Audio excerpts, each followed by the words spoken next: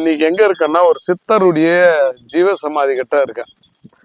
இவருடைய சிறப்பு என்னன்னா புற்றுக்குள் வாழக்கூடியவர், புற்றுக்குள் இருக்கக்கூடியவர்.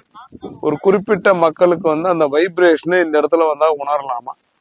இது ஒரு ஒரு ஐயா இருக்கக்கூடிய ஒரு பனைமரம் முனீஸ்வரர். நம்ம இங்கிருந்து எப்ப எடுத்தாலும் வராது. இப்ப முயற்சி பண்ணி பாக்குறோம். இந்த மரத்தில் ஐயா வசிப்பதாக நம்பப்படுகிறது. நிறைய மக்களுக்கு நிறைய அற்புதங்கள் நடப்பதாக சொல்லப்படுகிறது. பல ஜீவராசிகள் இந்த இடத்துல இருக்கிறதுனால ஐயாவுடைய நடமாட்டம் இந்த இடத்துல இருப்பதாக நம்பப்படுகிறது.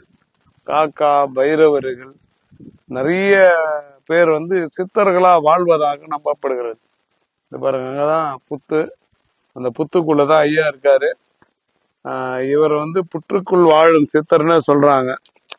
அதனால உங்களுக்கு இந்த இடங்கள் கூட சில தீர்வாக அமையலாம்.